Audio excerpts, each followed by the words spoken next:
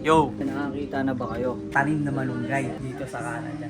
Ito, ang aming dakilang farmer, si Papa Bay. Ano kaya ang tanim ni Papa Bay ngayong season? Interviewin natin yan si Papa Bay. Papakita ko muna sa inyo yung taniman ni Papa Bay. Ayan pupunuin niya ngayon ng tanim yan. Palawak ng palawak dyan. Dati dito lang yun si Papang masusunod.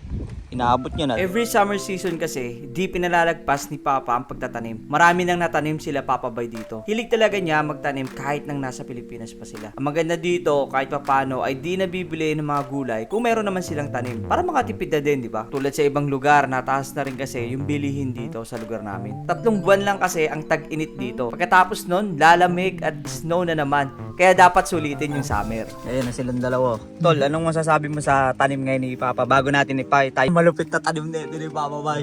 Ano masasabi mo ngayon sa setup ni Papa Bay, Tol, na lumaki na yung taniman niya? Itong bahay kubo sa Canada. Oo, tsaka tignan yung mga tanim ni Papa. Yan. Ito pa, hindi binili sa Walmart to. Hindi binili sa Walmart. Buto ko lang to. Buto lang yan, mga kababayan. Pinahilig ko. Tsaka anong petsa na ngayon pa? Pero tignan nyo. June 16, malamig pa eh. Ano bang halaman to, Pang? Talong. Pero napalago na ni Papa ng ganyan. June, malamig pa, mga kababayan. Baka Papa Bay yan. At mamaya may papakita sa inyo si Papa Bay malupit. Ang ano kasi ni Papa Bay dito, mga kababayan, pag umaga, hinahakot niya yun dito sa greenhouse niya. Kung gusto niyo to nung greenhouse na to, hindi ko in-endorse, kumuha na lang kayo sa Amazon. Ano bang tanim niyo ngayon, Pang? Summer season na darating, Pang. Nagkukuha na ko ng talong, meron akong kalabasa. Ito, talong yan, kalabasa. Tapos meron din akong balak bibili ng beans. Anong beans? Yung bagyo beans. Oo, Yung yan. mamong ngayon, masarap sa pancake yun. Sili, magtanim ka ng sili. Sili. At mamaya mga kaibigan, meron akong papakita sa inyo malupit. Kaya isang puno na halaman na ngayon ko lang tinatanim. Ngayon lang? Ngayong taon lang tinatanim ko sa PEI. Delivery!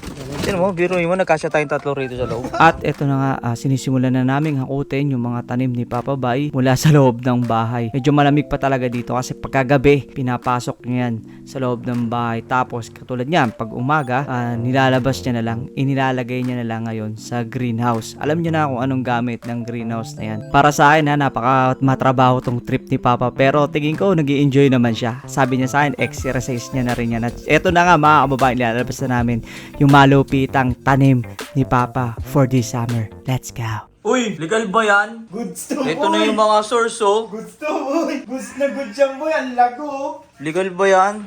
Goods yan boy! Ma, ano masasabi mo sa mga to, ma? Bakit? Ano ba yan? Goods ba yan, ma? Oo naman. Ito pala yung mga source Tinola to! Mataas sa sayo po ko. Hindi ko talaga may isip kung paano ginagawa ni Papa to araw-araw. Pero masasabi ko lang medyo mahirap, medyo challenging din. Pero di ko alam kung paano diskarte ang ginagawa niya dyan. Pero sabi ko nga, si Papa kasi dating farmer yan sa Pilipinas. Hilig niya magtanim. So gagawa ng paraan niya para sa mga tanim niya. Experiment niya to. So sa ngayon, sabi niya sa amin, hindi pa niya daw pinamimigay ito. Pero soon, ipamimigay niya rin to sa mga kababayan natin dito na gusto rin magtanim ng malunggay. Talagang isang bote lang, Pang? Minsan, Bakit? Anong paliwanag niyo, Pang? Pag ma-over yung tubig, namamatay rin siya. Kailangan Pag-check up. sa isang timba na o sa isang ano na to, pot na to. Tingnan nyo naman yung mga malunggay, mga kababayan. Eto, mamaya, pag sinara to ni Papa, magmo-moist na to sa loob. Tsaka makokontrol niya na yung heat sa loob na ayun ang gustong gusto ng halaman. Kaya tumaba sila dyan ng ganyan. Tignan yung dahon, napakalaki. Ito yung daliri ko. Malaki na eh. Ang laan ng dahon yan. Dapat niya mga ganito lang sa ano. Ang ganda ng pagkakaalaga ni Papa nito dun sa loob. Hindi sila nawawala ng liwanag. Kaya umabot sila na ganyan. Ilang months na to pa? 3 months. 3 months lang yun. 3 buwan na to. Itong malunggay na to na ginaganto ni Papa. Itong nasa malaking pot, ha. Kasi meron pa siyang maliliit na pot nun, ha. So magdadala kami yun sa apartment. Mga isang pot lang. Ito naman, experiment lang. Hindi naman natin alam yung future. Kasi hindi naman ito Philippines. Experiment lang ito. Kung mabuhay. Kung mabuhay siya, the goods. Pag hindi, at least sinubukan natin kung mabubuhay ba malunggay pang, no. Subo. Grabe, ang dami. May mga long tapa doon, no. Yung malunggay talaga the best kasi ngayon lang yan. Ngayon Ato nga pala, meron din syempre tanim si Papa. All-time favorite ni Papang itanim. Kalabasa. Pupuntahan lang natin sa basement. Let's go. Labs, punta natin yung kalabasa ni Papa sa baba. Meron daw siyang tanim pa dyan eh. Dyan niya, nursery. Yung kalabasa sa basement. Oh, ayan po. Papa ba yan eh? Ang dami mo niya pang tanim dito. So, ang gagawin namin ni Baby Labs, kukuha kami ng pananim itatanim namin dun sa may lugar namin. Magtatanim kami dun. May mga kamote pa nga, Labs, oh. Hindi ko alam kung mabubuhay pa to o wala na to. Saan ba? Ayun, oh. Pagka nag-ugat yan, ay mabubuhay. Wala na, deads na. Hindi, ayun. Eh, matigas pa eh. Mabubuhay pa yan. Kukuha rin kami yan. Ayun, oh, may mga kamote dun. Maraming mga tanim dito si Papa na pinag-experiment niya. Kukunin na natin. Dito nga rin yung mga buto nung gagagaling, oh. Baka dito sa freezer may experiment din siya Ito, may rito. tanim din dito. Medyo nahuli pero meron kaming regalo na ibibigay kay Papa Bay pang Father's Day. Regalo na sigurado kaming magugustuhan at maaalala ni Papa yung nakaraan niya. Pero bago yan, sinamahan ko muna si Baby Loves mag-practice, mag-drive. Sakto lang din kasi dito sa lugar nila Papa, yung iikutan namin, madaming stop signs at meron ding roundabout. Ito talaga yung gusto kong matutunan ni Baby Loves para kahit papano lumayo o mas matagal na yung pag-drive niya. Sa ngayon kasi, 15 to 20 minutes lang siya nagda-drive. Sa highway na yun na, mga 20 kilometers. Kasi yung mga susunod na kilometro, may mga roundabouts at stoplight na. Kaya gusto ko malaman niya muna to ng gusto bago siya mag-drive ng medyo malayo. Pero alam ko naman na kayang-kaya niya matutunan yun. Kailangan na talaga niya ng practice para confident siya mag-drive kahit saan, di ba? Pang, aligaw mo na sandali, Pang. Dad!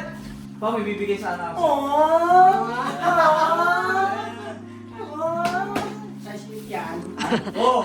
Ano? Sabi sa'yo eh. Pang, happy Father's Day. Father's Regalo Day, na ako tay. ito. Okay, so kain-kain pa. Oh, ayaw niya kasi kumain. Kakain kami sa restaurant, ayaw niyang kumain. Yan, ito na. Sana bumalik ka kahapon. Bumalik. Ayaw. Size 8 ba to? Size 8 dyan. Papalitan ko pa nga sana eh. Sabi ko sa'yo eh. Size 8 na si Papa ba eh. Galing naman. Anong naaalala mo muna? Habang Backstory. ano yan? Lagi bang ganyan Footstep? suot ni tatay na yun? Nung pag nagde-date kayo na, yan lagi ang binibili ni tatay. Wala namang sapatos yan dahil. Pa, anong naaalala mo? Yan, nakita mo yung sapatos na yan. Ay, ito lang ako kasi matibay yung sapatos. Matibay na, mura pa nung araw. Ayaw pa, magkano yung ganyan nung araw pa? Hindi ko na matandaan kasi sa mga sandaan. 100 lang? Ha? 100 yung araw. Oh, sa bagay, malaki na yung 100 nung araw. No? 85 pa ang sweldo Oo. niyan. 50 nga lang yung sweldo ko nung araw. Isang linggo?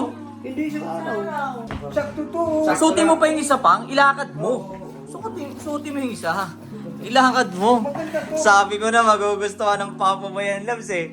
Labs, sabi ko na magugustuhan ng Papa ba yan eh. Maganda to na isipan nyo. Eh no. Kaysa kain-kain pa tayo. Ha? Ayan. Pang bagets to bagets yung ano pang ah. Pang suotin mo naman yan pang. Binilang kita ng relo nung Pasko, hindi mo sinuot eh. Ikaw naman yun. Happy Father's Day. Oh, salamat. Regalo namin sa inyo ni... Oh, salamat. Sabing, thank you dito sa sapatos. Kasi sabi nga nila, lagi daw yung suot nila. Oo. Pag nagde-date. Wow! Hindi ka pa nagdidita. Suotin mo naman yan pa. Sakto, 8 tayo. Siyempre kami, nagpapasalamat kami ng mga kapatid ko dahil sa sapatos na suot mo na yan. Ayun yung bumuhay sa amin. Di ba? Imagine yung mga panahon na suot-suot mo yan. Nilakad niya puntang Jerry Ito Plus. kasi yung Oo, yung suot niya lagi, mga Ayong kababayan. bikutan ng Pranyaki. Ayan yung sapatos na inilalakad niya. Hindi naman, yung iba sumasakay, malapit lang siya, nilalakad niya. Kasi syempre para makamura siya o makasave siya ng pamasahe. Ang pera. Makasip ng pamasahe, wala talagang papasahe. Wala talagang pamasahe yun. So salamat pa nga sa sapatos na yan. Sana bumalik yung iyong nakaraan. Bumalik ba pang? Bumabalik to. Bumalik pa? Oo, maraming salamat pa. Nagtagumpay naman kami.